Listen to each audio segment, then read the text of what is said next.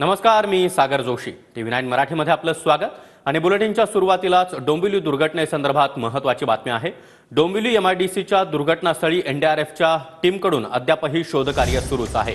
या दुर्घटनेमध्ये आतापर्यंत 11 जणांचा दुर्दैवी मृत्यू झाल्याची बाब समोर आली आहे आणि आज सकाळपासून 3 मृतदेह NDRFच्या शोधकार्यादरम्यान आढळून आले. ढिगाऱ्याखाली अजून काही जण अडकले असण्याची भीती देखील व्यक्त केली जाते. डोंबिवली MIDC मधील स्फोट झालेल्या परिसरामध्ये प्रचंड प्रमाणात आता दुर्गंधी पसरली आहे आणि स्फोटामुळे परिसरात रासायनिक धूर देखील हवेमध्ये पाहायला मिळतोय. तर डोंबिवली स्फोटातील आतापर्यंतचे अपडेट्स आपण पाहतोय. डोंबिवलीतील MIDC फेज 2 मधील अमुदान कंपनीमध्ये काल दुपारी 2 वाजेच्या सुमारास भीषण स्फोट झाले. जोरदार स्फोटामुळे कंपनीला आग लागली आणि स्फोटाच्या तीव्रतेनं परिसरातील अनेक घरांचं देखील मोठं नुकसान झालंय. या दुर्घटनेमध्ये आतापर्यंत 11 जणांचा मृत्यू झालाय. त्यामध्ये सकाळी 3 मृतदेह आढळून आले आहेत.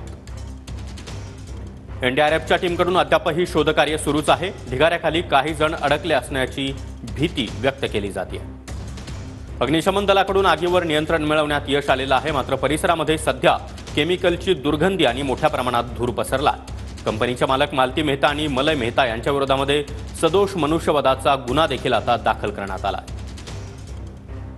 मानपाडा पोलीस स्टेशनचे वरिष्ठ पोलीस निरीक्षक विजय कातबांधे आपल्या सोबत आहेत. सर, काय सांगाल, किती जणांचा याच्यामध्ये मृत्यू झालेला आणि काय गुन्हा दाखल? आतापर्यंत 8 लोकांचे मृतदेह मिळालेले आहेत. बाकी रेस्क्यू ऑपरेशन चालू आहे, शोध मोहीम चालू आहे, जखमींच्यावर उपचार चालू आहेत आणि संबंधितवर गुन्हा दाखवण्याची प्रक्रिया चालू आहे. 2 मालक आणि मालकीन या दोघांवरती आपण गुन्ह्यामध्ये जबाबदार सर्व जे कोण असतील ते सर्व ते अजून सापडलेत का, याच्यात दबले गेले? तपास चालू आहे. ते पण माहिती घेणं चालू आहे.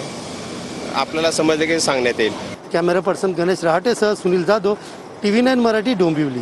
आतापर्यंत आमच्या 5 गाड्या इथे आलेल्या आहेत.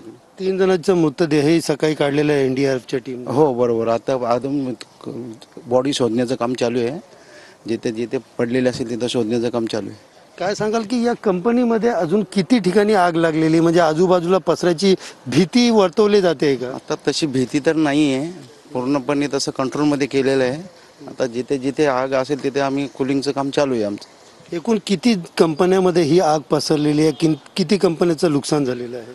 आता तसं सांगू शकत नाही, पण तरी जवळजवळ 2 किलोमीटर 3 किलोमीटरपर्यंत नुकसान झालेलं आहे.